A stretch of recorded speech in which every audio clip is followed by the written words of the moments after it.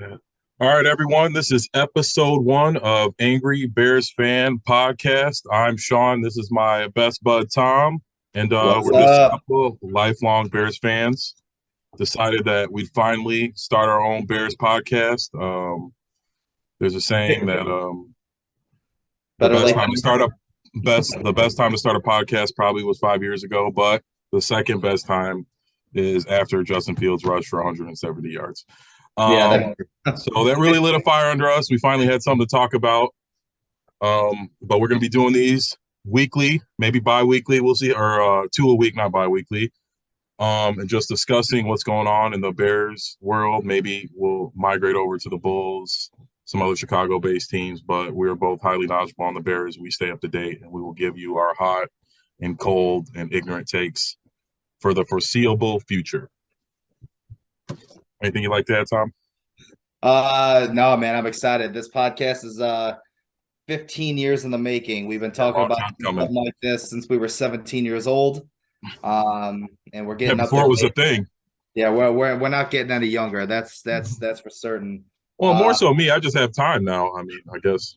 yeah, I mean that's true. It's rough, man, especially in today's world. Just to be able to have that time to dedicate, because starting a podcast isn't something that you just do on a whim. You got to be able to work at it, and Yeah. If you're really gonna, yeah, because I do another one with someone else, and there's other things I do, and yeah, it's a grind. This will be a grind, well, but hopefully everybody likes it. I mean, yeah, don't forget to like and subscribe. yes, like and subscribe. You guys are definitely Uh, gonna have some feedback.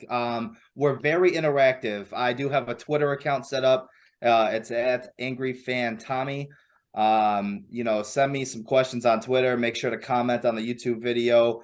yeah, the Um, links will be either posted up on the screen, if not for sure down in or the bio.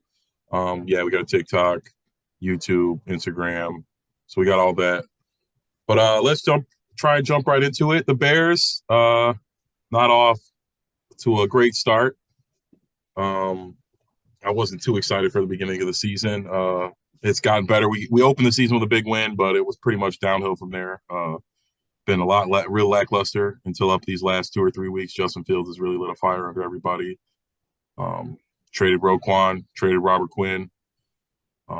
It's a bad time to be a Bears fan. It's weird. It's very weird. In all my is life, it I don't though? ever I won't Is say it? it's bad time. I would say it's a weird time because our defense is atrocious. I don't know. Even in our worst years, it was never this bad. Even the worst of the worst of I them. don't know. The Trustman years were pretty bad. We had ballers on defense though. They just weren't. I think there was just a poorly coached team. Here's a silver lining. We still haven't given up 50 points like we did in the Trustman years. Almost though. Almost Almost. a couple That only times, count, but almost only counts in horseshoes and hand grenades. Eberflus is growing on me though because he is doing a lot with less. Before Roquan left, we were a middle of the pack, which was with the talent we had out there was really impressive to me. Well, the passing defense was the run defense. That front seven is just. I mean, you can see the direction of the football team from the start, which is why when you said that, it was, a win over San Francisco in the monsoon, that was that game. As the season progressed, you saw that the front seven, that defensive line, even with Robert Quinn and Roquan Smith finished, they were pretty low in the pack, almost historically bad against the run. There's no Akeem Mix, there's no Khalil Mack. There, none of those guys are there anymore. No more Bilal Nichols.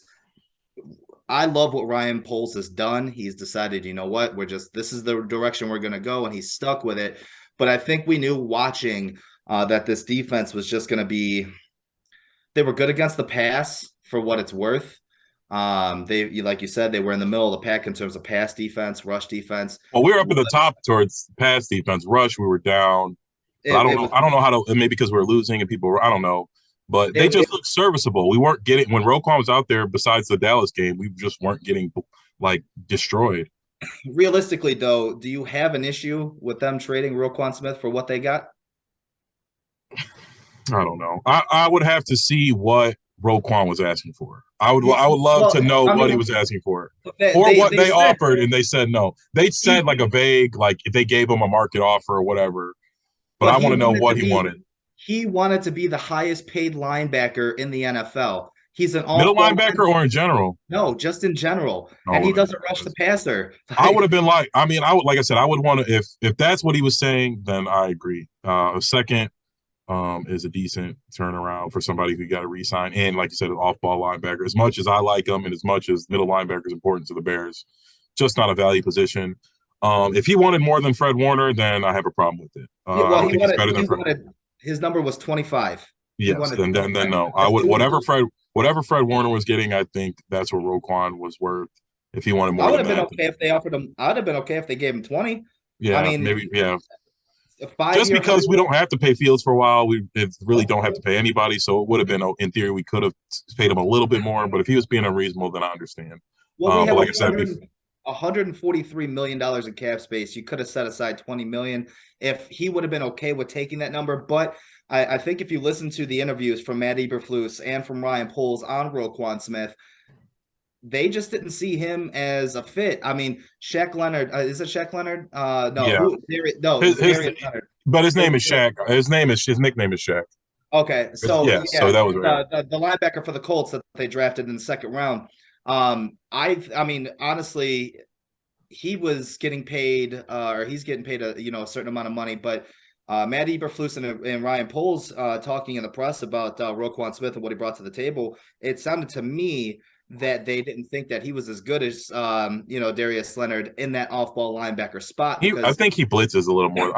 They say Roquan doesn't rush the passer. He had like 3. I feel like when he does rush the passer, he gets there. Yeah, but see, he's beating blocks against running backs. He's not really. No, I guess you're right. And they're like, I know they're little sneaky like loop blitzes where he comes late, but I don't know. Like I said, if he wanted 25, then no, we couldn't give him 25. Yeah, we got to get some receivers. We have to get a pass. We're gonna have to pay a pass rusher in free agency. In theory, we're gonna have to get 1 or 2 in free agency. So, and then possibly another. Yeah, because I'm glad you brought up free agency because, like I was saying, we have $143 million in cap space coming up, and it's the wide receiver market. Sean is absolutely atrocious. It's trash. For all the Bears fans out there that are thinking that OBJ is going to come and sign with Chicago. Oh no, that's not happening. Wake up! It's not. He's going to contender. Yeah. I'm not too worried about the free agent market. I think some guys are going to be free agents or like on the trading block. And as we've gotten older, it's really changed. These guys say they want to be traded, they just get traded, or teams just trade guys now like that they don't like anymore. So like when I was a kid, when we were younger, nobody like Chase Claypool, Roquan ever would have got traded. Yeah, like, I mean, unless it was some crazy, maybe during the draft, like right before the draft, some crazy shit. There's been some stuff, but a guy like Roquan would not have got it traded in the middle of the fucking year. If you remember, when the last time the Bears made a trade for a wide receiver, it was for Brandon Marshall. Okay. Yeah. And what did we give up? We gave up 2 third-round draft picks for Brandon Marshall. Yeah. And that trade for Chase Claypool, giving up that our second rounder. I'm down on Chase. I was kind of in there. You and I have different. They're going in and out. You and I have differing opinions. How about now? Yeah, better now. Can you hear me? Yeah. You and I have differing opinions on Chase Claypool. You see him as a potential number 1 upside. I just don't see it. And here's why. If I can explain real quick. I love his size, I love his speed, but my only issue is, and I understand he had Gomer Pyle throwing him the football, Mitchell Trubisky and Kenny Pickett throwing him the football. His rookie year was outstanding, but at the same time, he also had prime Juju lining up on the other side of the field. He also had Deontay Johnson in the slot. That was his rookie year, and then going forward, now last year he was going to be the guy. And it just wasn't there. And I understand that Ben was trash. I understand he had Ben Roethlisberger and Kenny Pickett and Mitchell Trubisky throwing him the football. But number 1 wide receivers are supposed to make those guys better. You take a look at AJ Brown, and when he was in Tennessee, Ryan Tannehill was, everybody's like, oh, it's Ryan Tannehill. It's right. Ryan Tannehill looked like a superstar when he was throwing the ball to AJ Brown. Take a look at what he's doing for Jalen Hurts now. AJ Brown is a true number one wide Well, receiver. I He agree makes his there. I just said he's quarterback got better. The potential only there. exception I can say is Devontae Adams. I don't think. Yeah, he's got potential. He'd make a really good number two if you could find a I number think one in he the is a draft. I two. I think he was a two for sure, and I think Mooney's a two though as well. So we're gonna go two twos, and but we're gonna see, have to let it roll. I don't know about that because realistically, uh, um, you take a look at. I love Darnell Mooney. First of all, let me preface that by saying I love Darnell Mooney. But if you take a look at Darnell Mooney and you compare him to some of the wide receiver rooms across the NFL, right? How many teams would he realistically be a number two? I don't. Well, I don't know if that's a fair assessment. Just because your camera's frozen, but just because um it's a wide receiver heavy league. Some teams are fucking four deep at wide receiver. Like they got four good guys that could go play on other teams. But I just think he put up number two number. Like he put up number one numbers really. Um Well, that's because there was nobody else there. yeah, so I'm not gonna call him a one. I'm just saying like that. I think in my eyes that at least makes you a two. If you can go out there when you're the only guy and you're getting at least, you know what I mean, when they are doubling somebody, it's you, and you still put up decent numbers on a really bad team. Like I said, I don't a two, a slot, whatever. I think he's one of the three wide receivers you're going to throw out there. Like everybody in the Oh, league now's got absolutely. three. Yeah, so to me, a two is a three because it's a different league now. Like you're going three wide receiver sets, one tight end, one running back. So yeah, he's would play on. I think about almost every team in the league. I think Mooney would play. So, taking a look at the first half of the schedule, I know you kind of wanted to dive in a little bit and just talk about what the Bears have been doing this year so far. We're 3-6. We got half the season's over. We got Week 10 coming up. First half of the schedule was I didn't look at this until I actually looked it up, but the Bears had the sixth hardest strength of schedule in the Oh league yeah, so I knew it far. was tough, and in The only reality, we yeah should they, be 4-4 or 5-4. We for sure should have won two out of like and there was two other ones that like you know what I mean were toss up, were coin flips. If we had what two muff punts, um, yeah in two separate games to basically lose us the game. With You know Marset. what I mean? Who says we scored a touchdown? But at least we were driving too. We were having a good half. So then Marset gets clean ripped while we're driving to tie the game up. And then Mooney drops a touchdown in the end zone to tie the game up. So that's four games right there. If we get two of those, we're 5-4. And we could have Yeah, easily won all four of them. And yeah, what was it, the Redskins game? Mooney dropped a touchdown? Yeah. it's the Commanders. Yeah, sorry, the Commanders. The Uh Commanders. uh yeah, and in that game, we fumbled it in the red zone, and then Justin Fields, for whatever reason, tried to sidearm in between four or more than four or five offensive linemen and four other 300-pound men with their arms up and standing next to each other. He tried to throw it in between them for some reason. Bounce it But right off their helmet. yeah, it was. Oh man, it was just so silly. But yeah, it's a very weird year because we obviously wanted them to tank, but it's it's easy to say that at the beginning of the year, but when the ref blows the whistle, I don't care who we're playing. I'm rooting for us to win, and it still sucks when they lose, even though I knew this was what kind of season it was going to be. I had to switch my internet connection here. Can you still hear me? Yeah, I can still hear you. I gotta. It says Zoom's not responding, so of course. Um, yeah, I mean, I would agree. That Commanders game was very, very frustrating. You had three red zone trips that ended in 0 points. As an NFL team, you What did we lose can by two? No, it was Or 12-7. They lost by 12 to five. 7 or 5? Yeah, sorry.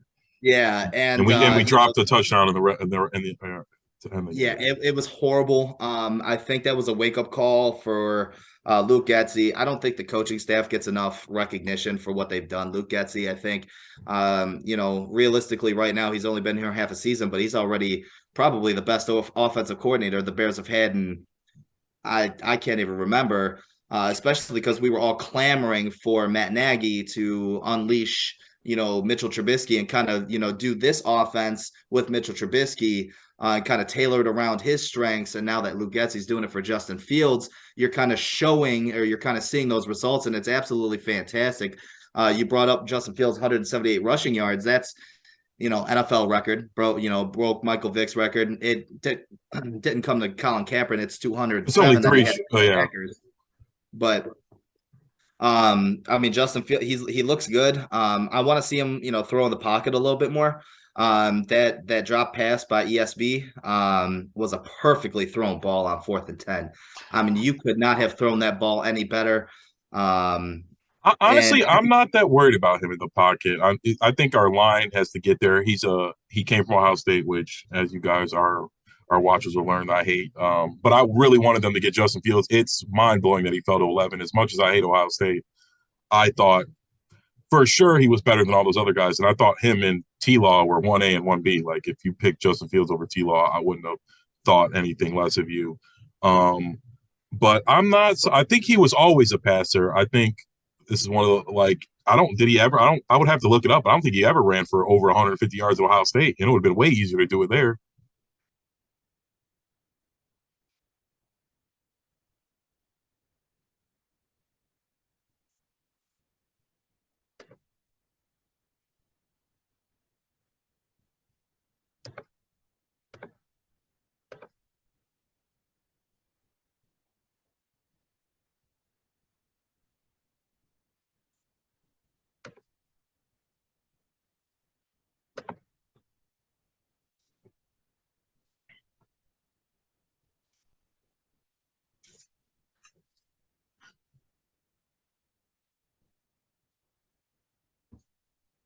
Yeah, I can't even remember.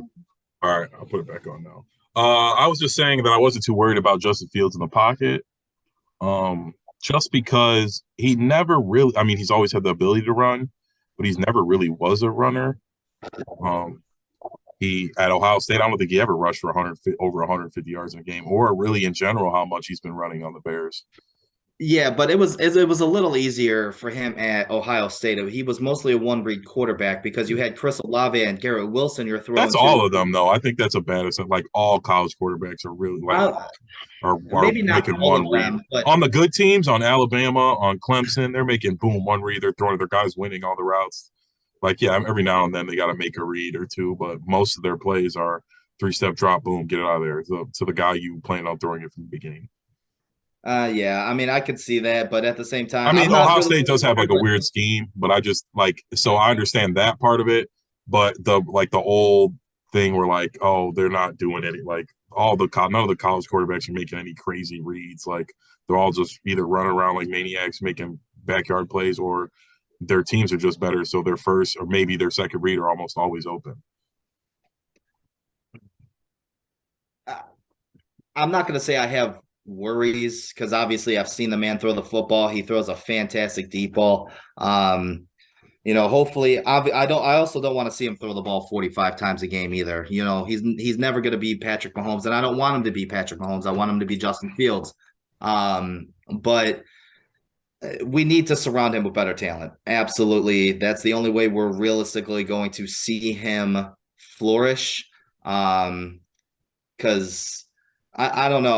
Like I said, I've taken a look at the free agency pool in terms of wide receivers. There's not really much there.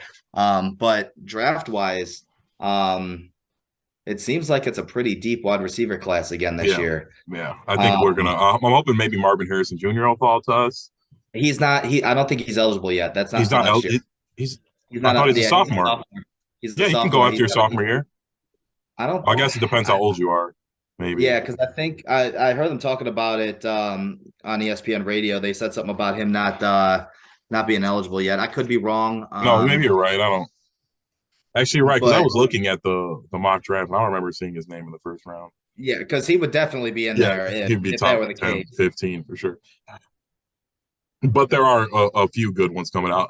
Like I said, I think a few wide receivers will be available on the trade market. Honestly, personally, I thought we should have went for DJ Moore instead of Claypool. I think we could have got him for a second. Um, Well, I don't know because Green Bay offered him a first round pick. for DJ Moore, they said no. Yes, Wow. Green What is Bay. the? I like DJ Moore, but I had this argument with my man group because like the year Mooney had was basically what DJ Moore does every year. Like Um, he's never even scored. He's never scored more than 4 touchdowns. I'm pretty sure in a season. I think he gets like 2 every year. I'll have to look it up I for know maybe he's never got more than 4 touchdowns. He averages like 90 catches and like 1,100 yards. Yeah, but DJ Moore I mean, I get what you're saying, but at the same time, DJ Moore also, how old is he? 25, and Yeah. I think he's got 3 years left on his contract Maybe after he's got this a good, year. really good contract. Then maybe that's why he's worth the first. I'm just saying, like talent wise, he ain't doing nothing better more than like Mooney is doing. This year. I mean, last year, that's what I'm saying. Last year, him and Mooney had the same numbers. I think Did Mooney had more touchdowns. well, yeah. I mean, either way, Green Bay offering him a first round pick and them turning it down, and there's no way I would have been okay with them giving a first round pick up for DJ No, Moore. no, no, for sure. Um, I don't want. I would. There's no one. Maybe Metcalf if he was available. I thought when they were um, whispering with Metcalf in the offseason, I was hoping that we yeah, fucking. I was kind of thinking that too. Another name I was looking out for was I really like Jerry Jeudy out of Denver. Really like Yeah, that kid. I thought he would have been a good fit because we really needed a guy. I think this kind of helped with Claypool as well that you cannot press or even back off because then we'll just throw a screen to them. Like a lot of our wide receivers are just not threats, and so they just send 6, press all our guys, and they can't get off the press, and we're just like Justin Fields has nowhere to go, and you know what I mean. It's hard for the old line when these guys can't win their one-on-one when they're getting pressed off the line. Like that's more of a Well, problem. part of it too, I want to see more from Cole Kmet. And Last week we got a everybody, glimpse.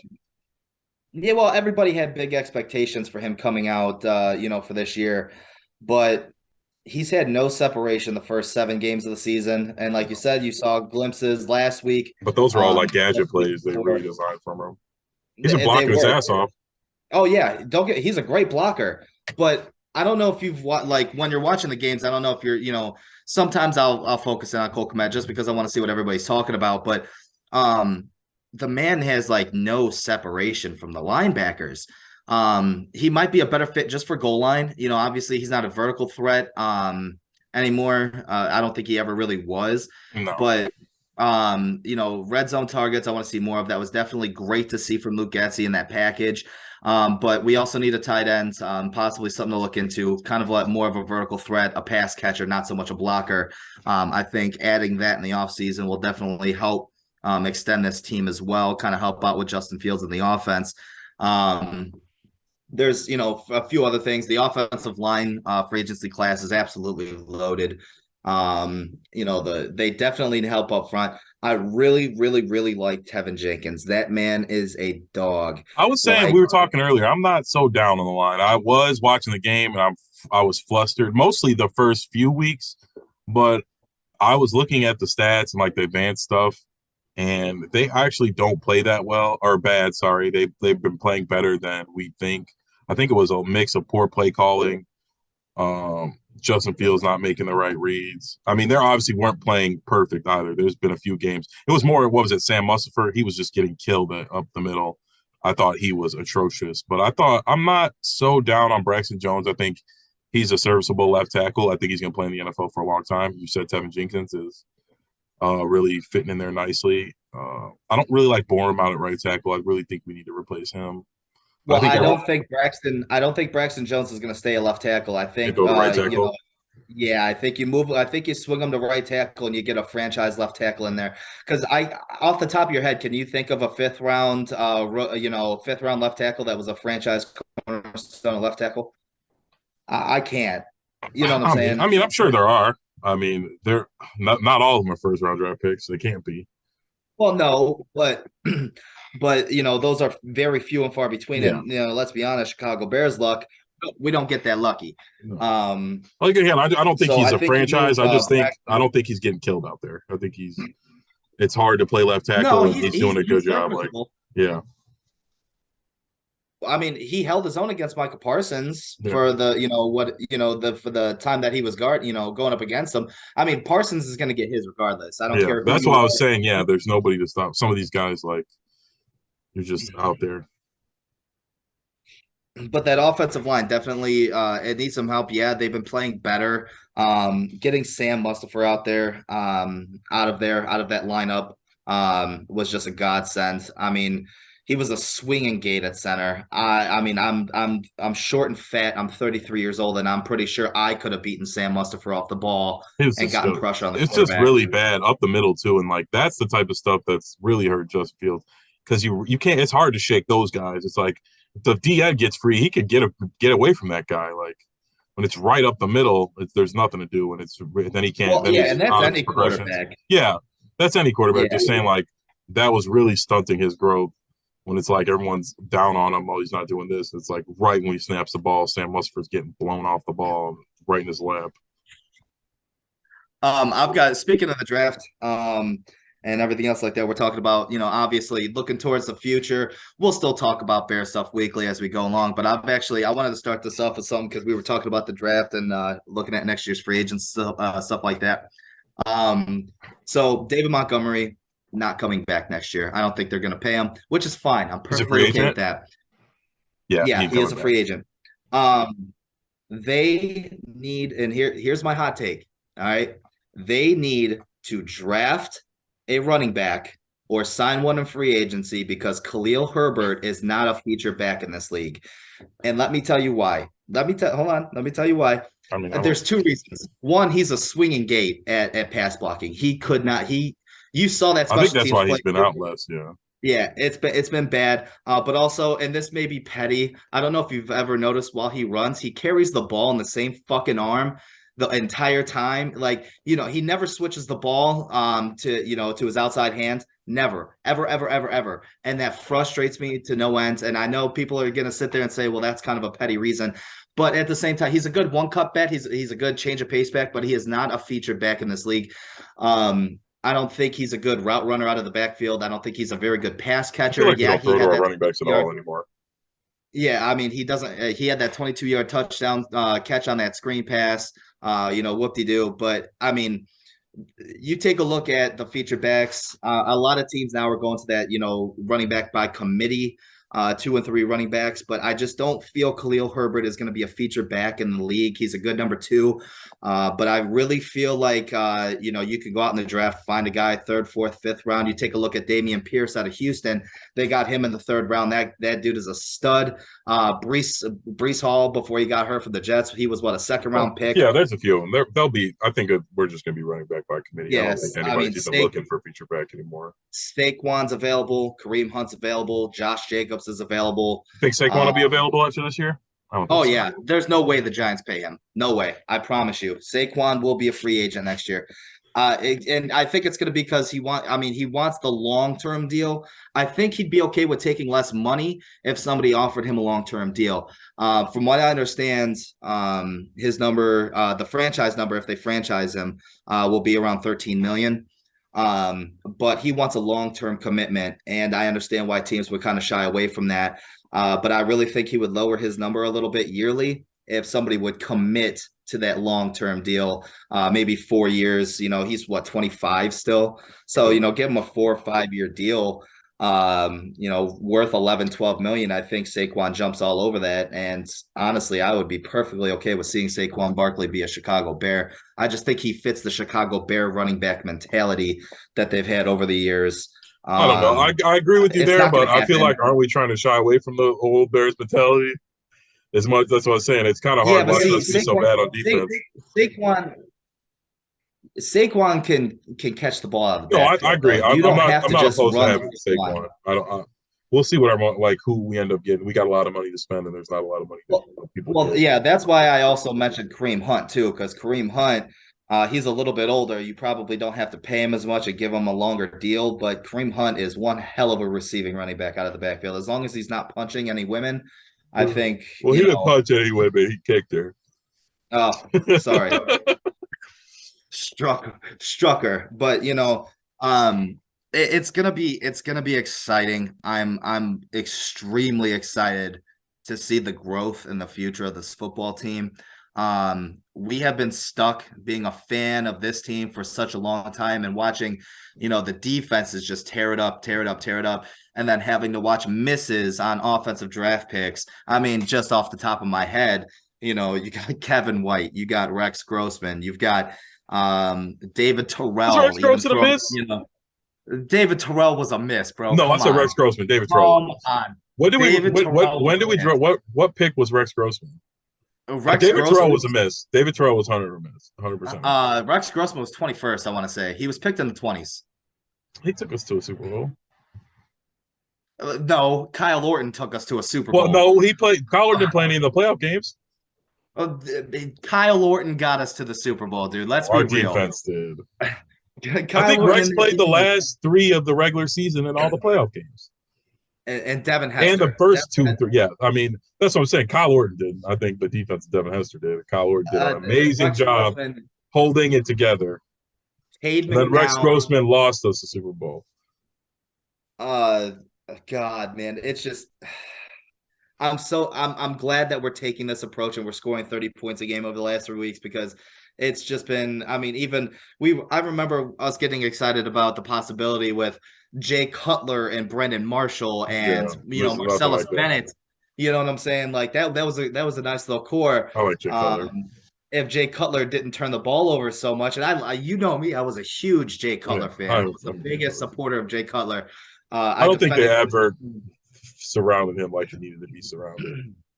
No, if you would have gotten somebody else opposite Brandon Marshall, somebody to block, that would have been dangerous. I hope they protect Justin Fields, because I always felt bad for Jay Cutler. Yeah, he didn't always play the best, but he got that motto as like, oh, he didn't care. But he was out there getting mangled, like just his ass kicked for like 5 years, not just 1 year. Like he was leading the league in sacks by 20 sacks every year for like 4 years. Like, and he would only miss like 2 games a year, 1 game here or there, fuck his thumb up on a tackle at the interception he threw or some shit. Like, but I think he gets a lot of bad rap. But I think the Bears, as much as I love them, are a terribly run organization, especially for all the money they make and all the clout and power they have in football. They should just be so much better. We should be getting more of these free agents. It blows my mind that we don't get them. I guess, I don't know, people don't want to live in Illinois, but I would just imagine they want to put on the Bears jersey and not go play here. That probably is a portion of it, living in Illinois. But realistically, like you hit the head, dude. You hit the nail right on the head. The organization from top to bottom, they got rid of a lot of. I shouldn't say they got rid of. They kind of changed positions wise. I think Ryan Poles has a lot more power now than any GM ever has before, which is fantastic. George McCaskey taking a step back. Ted Phillips taking a step back. They're useless. They're absolutely fucking useless. When they were born. They were like lottery tickets who were born into this family and then like think they know what the fuck they're doing. Like I wish they did. It would be easier because we wouldn't have to pay a guy to do it. But they don't know what they're doing. They hire terrible coaches. They hire terrible GMs. Ted Phillips is a great money guy. Don't get me wrong. He's a great money guy. He's made George McCaskey and Virginia McCaskey millions and millions and millions of dollars. But he is a fucking idiot when it comes to football decisions. Bears, I really hope he has nothing to do with the new stadium being built. I hope that's a completely separate entity other than Ted Phillips himself, because if it was up to him, he'd probably ruin that too. Like you said, they're horrible GM hires, horrible coaching hires. You're going back, John Fox, Mark Trestman, Matt Nagy. I mean, none of those guys were good. Matt Nagy was ridiculous. And then all these guys just Pace. I thought Pace did a good job, except for he made the worst. He passed on 3 Hall of Fame quarterbacks to pick Mitch Trubisky. That's the when Mahomes wasn't in that draft, right? No, was he? Or not Mahomes? Lamar was Lamar in that draft? Lamar was 32nd, I believe, in that draft. Yeah, that's what I'm saying. We can all agree. I mean, I guess Watson probably won't be a Hall of Famer now because of all the shit that happened. But he was before all that happened. He was a fucking first ballot Hall of Famer. It looked like. But let's Um, be real. But let's be real. With the coaches, it wouldn't have mattered. Patrick Mahomes would not be Patrick Mahomes if he was wearing a Bears uniform. He fell into the perfect no, he wouldn't situation be to an make it be. MVP in the second year. I 100% agree that, but I think he would just been a lot better than Mitchell Trubisky ever was. Like he's got it. Like Deshaun Watson, I think he might not have been an MVP candidate on the Bears, but he's got it. Lamar Jackson, same thing. These guys got it. Like the Bear, I think some of these guys can't be ruined. Like some can, and some. I think there are people who go certain places and they flourish, but like I don't think Mahomes' confidence would have been down if he would have got ruined. He might not have been so prolific and throwing all the touchdowns because that's definitely Andy Reid, and that's definitely the benefit of him scheming you up perfect plays and just being on a perfect team. But like I said, with Poles, I or not Poles with Pace, I liked a lot of the moves he did make and a lot of picks he made. He just made one of the biggest, like he one of the biggest missteps in He draft couldn't history, really. he, And he, he couldn't pick in the first round at well, all. yeah, I guess that. Well, he had some good second round, third round guys. So He had good middle round picks, but I mean his first round picks. All right. So it was Mitchell Trubisky, it was Leonard Floyd, it was Kevin White. Um, I think I'll say oh my Leonard God, Floyd's who was fine. He didn't live all the way up to it, but Leonard Floyd? he's going to play a long NFL He's career. He's fine got a Super now. Bowl ring. He was good on our He's team. fine now. He's fine now in a different team. Not dude. When he was on our team, when he was on the Bears, he was nowhere to be found. Nowhere to be found. I thought he flashed. I know the Roquan. first guy when we I'll got give Mac, him I thought he was a Roquan. lot better. I'll But give yeah, him Roquan Roquan. obviously, yeah, I, Roquan's amazing. But he did. He went that's out and the got Khalil Mack, which I thought was a crazy good move. I don't regret that at all. I wish it would have I played don't out regret it differently. either. I don't regret it either, but he also was paying money to guys that I mean, I like Eddie Jackson. Okay, don't get me wrong, I do. But it seems like Ryan Pace was in this mood of, we're going to lock these guys up because they did this for us this year or whatever. When he paid Eddie Jackson, he made him the highest paying safety at the time. Eddie Jackson getting paid 18 million a year. He can't make a tackle. Eddie Jackson cannot tackle. I'm No, he sorry. can't. Like you He can't doesn't want to pay tackle. It looks 18 like. million to a safety that can't tackle. Exactly. It's probably because he doesn't want to get hurt. He paid money to Tariq Cohen. Like I loved Tariq Cohen, and the things he was able to do, but he just paid him too much too quickly, and then he got hurt. I mean, who pays? Like you said earlier, who pays a running back anymore? You can't pay especially a number two running back. He Yeah, was behind Matt Forte. Like you can't make those kinds of decisions and then completely handicap your team moving forward in the salary cap because that's exactly what he did. Ryan Poles comes in, completely wipes the slate clean, and now we're looking at next year. Draft capital. Some money to spend in free agency. Which, by the way, you don't have to spend it all at one time. Please, for the love of God, do not make that mistake. You don't have to spend all $143 million this year. I would highly recommend not doing that because you're going to handicap yourself again to probably some bad contracts because as a GM, you're not going to hit on every single I one. think you're right. It So should be smart to keep a little because this is a new era in the NFL where people are getting put on the trade block all the time, and if you got the yeah, cap, you might be able to get him. All it's going to take is a fourth round pick or fifth round pick in the cap space. well, you were talking about DK. I love DK. I think he'd be a good fit at some point. He's not gonna want to stay in Seattle long term. I know he signed a contract, but there's like you said, there's always going to be somebody available. There was talks about Jerry Jeudy. There was talks about DJ Moore. So there's always going to be a disgruntled wide receiver somewhere that the other team doesn't want to pay. Yeah, And you know what? We have the cap space, so yeah. come on in, baby. We'll I'm we'll be hoping. more Yeah, I'll be more than happy to pay a number one wide receiver. If AJ Brown was available next year, we got AJ Brown. I would have been jumping through the roof of joy. AJ Brown is a true game changing number one wide receiver. Tyreek Hill is a true game changing number one wide receiver. Miami has the best two wide receiver combination in the NFL. And you take a look, and it's really close with them in Philadelphia because you take a look at what Miami did and what Philadelphia did. That's what the Bears should be, kind of making their roster changes kind of similar to because you take a look at Miami. Miami went and drafted Jalen Waddle, went and traded for Tyreek Hill. Philadelphia drafted Devontae Smith, went out and traded for AJ Brown. And look what it's done for their quarterback. Look what it's done for their teams. That's the way we should be doing it. But it also starts on the trenches. We need to, shore up the offensive line, make sure that's good to go. Go get those wide receivers. and I think we'd be good to go. And look, you don't necessarily have to, go out there and try to find the next Calvin Johnson. You don't. But there's good Yeah, wide we just need guys who need to get open. Yeah. I guess that may more segue us to the ending. Justin Fields, we need to get him some help. He has looked amazing these last 3 games, exactly what we wanted. Like you said earlier, Luke Getsy has been calling very good plays, great game plans in place, and just making Justin Fields look like the next superstar of this league. I know it's only 3 games, but I don't want to jump too far ahead. But we've watched a lot of football. I've seen a lot of things, and Justin Fields, you know what I mean? He looks different. He doesn't look like these other guys, these other busts that were out there before. So barring injury, knock on wood, I just think he's gonna get an MVP or 2 and bring it home to the Bears. Finally, we got our quarterback. The Packers are in the decline. Finally. And the Packers are on the slide. Yeah, and for our luck, they're going to draft some fucking stud and pick 23 in the fucking draft. But either way, I think for now, start next year, I think we will have the better quarterback. I won't disrespect Aaron Rodgers this year. I will chalk it up or down here. But once next year rolls around, I think Justin Fields is going to be the top dog in NFC North. Poles is growing on me. I have faith that he's going to at least do his best to get us some players. We've got holes everywhere. We need a corner. We need a D lineman. We need 2 or 3 D linemen. We need a linebacker now. We basically need an entire new defense. There's, a few young guys that I want to that will be there next year, but I'm guessing there'll be 5 to 8 new starters next year. Oh, absolutely. I agree with you. It's a work in progress, but I'm excited for it.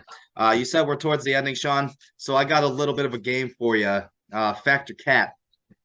I know I was excited when I wrote down these questions. They're not all Bears related. There's 5 questions. I'm going to do a rapid fire. Okay. I want you to give me Factor Cap on these. So Emmanuel Acho was talking about Justin Fields being the most dangerous quarterback in the NFL. Factor Cap. Is Justin Fields the most dangerous quarterback in the NFL today? I would agree with that 100% because while he's been fantastic, he's getting there. He looks like it though. He's a step slower than Lamar. I think he's similar speed to Lamar. He's not as shifty though. Like Lamar, will shake you out of your fucking shoes, and he accelerates and decelerates a lot better than Justin Fields does. I think straight line speed in a race, I think it'd be pretty close. But it's just, I think he's a better thrower of the ball than Lamar ever will be. But I just think right now Lamar has already done it. He already got his MVP. I can't be a homer and say Justin Fields better than these guys out here with multiple MVPs. But I think he will be. Like I said, if he continues the end of the season the way he's been playing these last 3 games, I'd be confident saying that next year for sure. I would still probably take Patrick Mahomes and I guess and Josh Allen as most dangerous. Wait, what was it? The most dangerous? Yeah, most dangerous. I guess it's tough. I'm thinking in the sense of he could take off and go for 60. Like Mahomes he can't go for 60. He could run a little bit, but he ain't going for 60. Yeah, but if you're talking about 5-tool most dangerous, Justin Fields, he'll be up 5-tool. Yeah, we're going for all right, number 2. Justin Fields is the best quarterback in his draft class. Factor Cap. That's big facts. I've like I said it earlier. I thought him and T-Law were 1A and 1B, and T-Law's been okay. He was on a bad team. He still is on a bad team, but he's showing progression. I think T-Law's gonna have a long career. I think he's gonna have a trajectory similar to Andrew Luck. He'll be slightly below MVP caliber. I think he's got all the tools. I just don't think he's got it Justin Fields. He seems so determined when you hear him talking about it. You don't see that in Zach Wilson or Trey Lance. And I know I've seen more interviews of Justin Fields and all these guys, but I never you just see a fire in Justin Fields' eye. He's gonna win by any means necessary. And I just T-Law is just out there I'm the man. You know what I mean? I'm gonna do it if I win or lose. And that's the thing. Right now, if you were to ask me right now today, I would say Cap, because if I were to start a new, if I'm picking number 1 overall in that draft, I'm still taking Trevor Lawrence. Yeah, it's tough. I agree. But we're saying best right now. Again, I guess we're starting all over again. and I didn't see Justin Fields run for 170 yards. Like I said, I thought they were 1A, 1B. I probably would have taken T-Law first, but there was a case for Justin Fields. They literally played each other. They played against like Justin Fields didn't play against slouch competition. He wasn't Zach Wilson. He played in big games.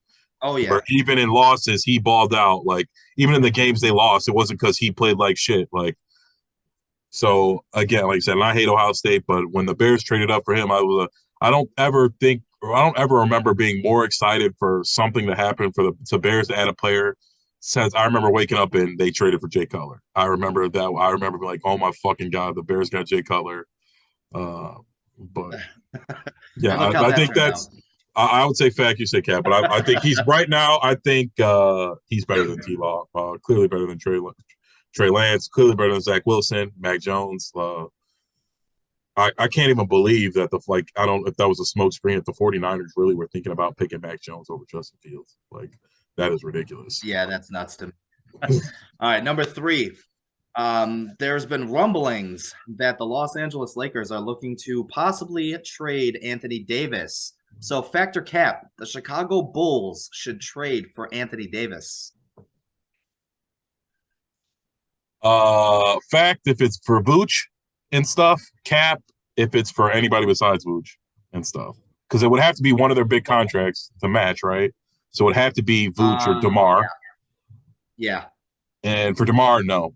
DeMar plays every single night, drops 25. So what if they threw in a package of like Vooch, Ayo Dosunmu, and like a first and second round pick? That would do that. I would say just take that, just roll the dice. The NBA is accumulating the best players you can get, and you pray he gets healthy. They're not winning with who they have right now, so that doesn't fucking matter. Anyway, I would agree with you there. I would say fact, depending on what the package is, because I wouldn't. If it was Vooch and like I said, like you said, Ayo and some picks, then yeah, go ahead. But if it's DeMar, it's like I feel like they're gonna get AD. Who the fuck's gonna score the basketball? DeMar's the one that scored all the buckets. Like, and AD don't want to play center. Yeah, he wants to play power forward. Like he is content with the ring he got. I think he's ready to just stand in the corner, shoot threes, and make $30 million a year based on the shit he's already done. Because he plays with no passion to me. I've never seen someone who is a 7-foot NBA player on the ground so much in a fucking game. I feel like he falls down hard like 5 times a game. Sometimes I feel like he's trying to get hurt just so he could collect that money. Yeah, like I wouldn't be looking for AD. His time is over. I think he's washed. Man, the Lakers, if the Bulls could get him in free agency or for something on the low, then I would. I think the Bulls should be more focused on trying to trade for LeBron. If they're going to trade for one of those fucking bums who are washed up right now, I would trade. If they could get LeBron, I'd trade DeMar. But I think LeBron would want to play with DeMar, so they probably wouldn't do that. The Lakers are a hot mess, dude. All right, number 4. So last week, the Chicago White Sox made their managing hire. They decided to hire Pedro Grifol from Kansas City over fan favorite Ozzie Guillen. So factor Cap, the White Sox made the correct call in hiring Pedro Grifol over fan favorite Ozzie Guillen. I would say Cap. I don't know more so over Ozzie. I just think it was a bad call in general. I would love to see Ozzie back because I don't know. Again, we were talking about it. I just think he brings that to it. He's got a little fire under him. He's got a good connection with the Spanish players and the South American players. He always helped us get good talent. For whatever reason, he recruits those guys very well. They love to come play for him. But I would say Cap, but I don't necessarily know if it's because over Ozzie. I think I don't know why they did it so quickly. They didn't do it quickly. They were the last team to hire a manager. Well, I felt like it was right after the season was over. Like I felt like the next day they signed their fucking manager after the World Series. But they actually announced it during the World Series. Yeah. Before Game 6. But they were still the last team to actually. Well, I don't know. Again, baseball. I only follow the White Sox, so I don't know who else doesn't have their manager yet. I was just like, the season's not over. I'll tell you what. I'm gonna say fact on this, and here's why. I love Ozzie Guillen. I do too. And I think he would have been a really good fit. Okay, I do. I really do think he would have been a good fit. But after hearing the press conference from Pedro Grafal, he kind of sucked me in a little bit. He was a very interesting gentleman to listen to, especially the way he talked about how he wants to run the team. I'm more concerned about Jerry pulling money out of his pockets to start getting this fucking payroll, because they're talking about right now the payroll's at 170 million. They're talking about opening day payroll projections as of right now is going to be 180 million, which means that the White Sox only plan on spending about 10-15 million dollars on free agency and building the roster around trades. I think Jerry needs to pull his head out of his ass, and I think he needs to start opening his checkbook for this fucking White I don't know Sox if they're team, ever going to do because that there's for the no White way Sox. a Chicago-based team there's no way a Chicago-based team should have a payroll less than $200 million. I'm sorry, but see, and everybody talks about, a World Series ring means more to Jerry than another NBA championship for the Bulls, and I don't believe it until I fucking see it. There's If no that's way this true, payroll. that is wild. Who cares about a World Series ring? I mean, and I love the White Sox. He's a bigger baseball fan than he is a basketball fan. What do you think He's a parade for the how many people are showing up for the White Sox parade comparison to the Bulls parade? Like a I third? get it. A I get third? it. But it's a fandom thing. He's a fanboy. He loves his Chicago I White think Sox. I don't know. But Like he I said, doesn't act I would like a have to see the. I don't fan. know. I don't have a number in mind. Again, I don't really follow baseball payroll like that. I just think it's not worth it because we're not going to win the World Series. So it's like you pay 230 for payroll and we take an L, and it's not like we're the Cubs where we sell out every game either. So it's like you can't fall back on that. The Yankees sell out every game easily. They probably sell all the fucking merch they got in the building every night too. Like we're not doing that. Jerry's not doing that. So he can't really go all in because he's going to end up taking a huge L. And that's going to hurt the White Sox in the future.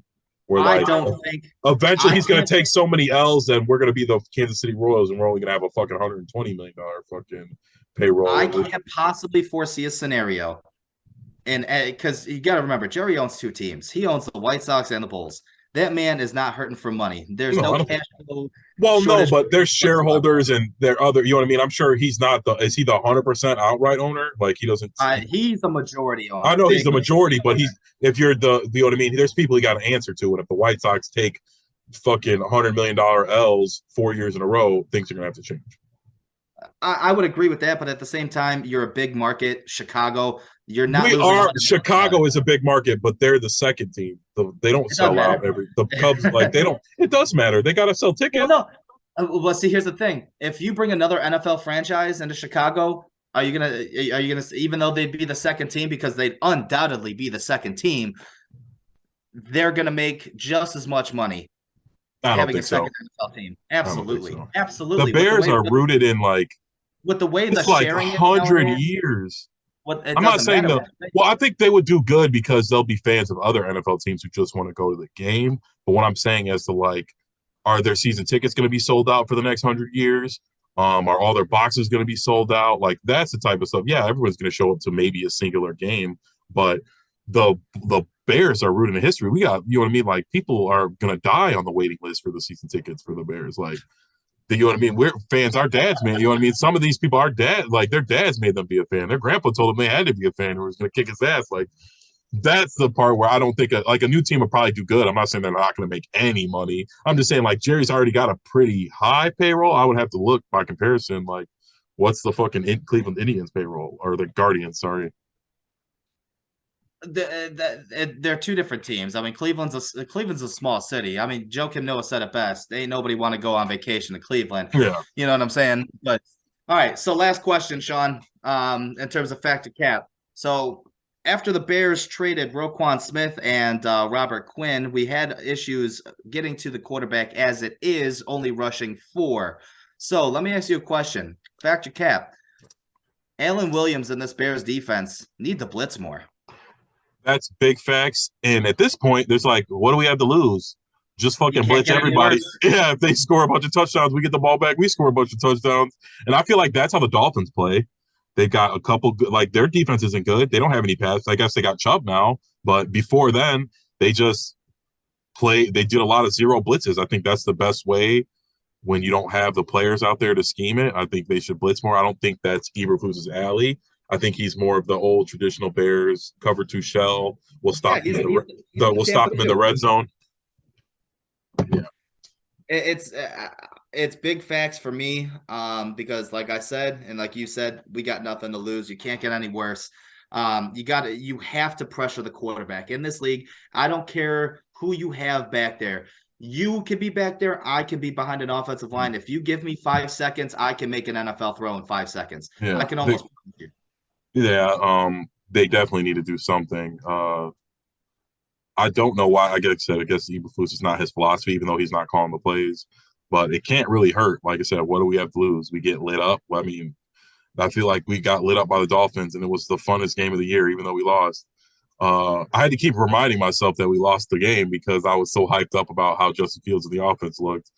And then I it agree completely. I was the kept same hitting way. me like, damn, we fucking lost that game. It was just we could have won that fucking game too. It's ridiculous how like we've had a dumpster fire team. I guess that's the only that what makes me feel like Justin Fields has it because for whatever reason we have this dumpster fire team, shitty defense, and we're in every single game. And I think, And but a lot of it has to do with coaching too. I mean, that too, let's but yeah, that too, but Matt Eberflus is as much as I will say that I would have much rather them have hired Brian Daboll over Matt Eberflus. I will say this about Eberflus: he has his team ready to play week in and yes, we week have out, been. and He has been coaching well. Yeah, I was what you said earlier. that is Before a the rope. that is a great indictment of the coach and of the man that he is. And I think the buyers really buy into his philosophy and what he's And saying. Getsy evolved and showed that he, you know what I mean. He wasn't going to keep doing the same stuff. That he realized that wasn't working, and he was like, "All right, we're going to do this," and they did, and Yes, they haven't looked back. And I think people were worried. They were like, "Oh, we don't want to get Justin hurt," and blah blah blah. It's like you got to let these guys play. Like they could get hurt at watching film, and while you guys are going over it on Tuesday, he could fall out of his fucking chair and sprain his wrist. Like these guys, like the kid runs a 4.4 and he's 6'3", and you know what I mean? Like runs like a gazelle. Like he has to be out there running. I think that's where they failed Mitch because I think that also gives you the confidence when you run for 40 yards and everybody's dapping you and nobody touched you. It's like that, and it's like it gives you confidence. Then the pass rush slows down. It's like a lot of things are happening by giving these guys confidence, letting them run for some first downs. I think Mitch looked great when he was doing that. When we went to the playoffs, that's what he was doing. He was running for first downs, and then he would get his little swag going, and then he would put together some good games, and Mitch then had some good balls, man. yeah, and they That went throw in the playoffs, the throw in the playoffs against Philly, the double doink game, yeah. when we were down and he was taking them down the field. How many quarterbacks realistically could have made that throw? Yeah, again, I think we failed to that kid, even though I don't think we should have picked him. I think he was all right. He had some of the tools, and I think he showed it. And I think after that season, the next season, they're like, after the double doink season, that I feel like Mitch had come out and said that somebody told him not to run. They told him to stop running and to focus more on, and it's like, what the hell? Nagy.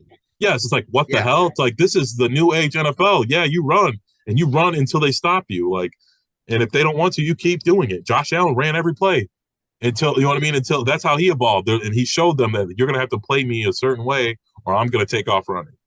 And that's what Justin Fields is showing them, that you're going to have to spy me. You're going to have to stop getting in man press because everybody's not going to be able to see me when I take off. Exactly. You're going to have to stop doing that. And then, then we're going to add receivers. Then we're going to start running screens and fucking read options and QB powers. It's like, you got to, and that's what I think they never did with Mitch. Nagy had his offense, and he was like, I'm going to plug Mitch into this. And if he doesn't do it right, I'm just going to fucking kill him. And you want to blame it all on him. Yeah. I mean, and then you end up with Nick Foles and fucking Andy Dalton as your quarterback. All right. Well, it was a good first episode. That's episode 1. We're going to be trying to do 1 a week. At some point, I think we will switch to 2. And like I said, follow, subscribe. Hopefully you're with us from day one. You'll see the progression. Eventually Tom will get his camera working and you'll get to see his face the whole time. And again, eventually we'll get some mics and we'll do it somewhere in a studio or face to face, and it'll be even better. But thank you for tuning in. Make sure you comment. We want questions and we want topics. Yeah, what should we talk about next time? For now, I think I will be putting up all the videos on Friday or Saturday. So stay tuned. And again, thank you.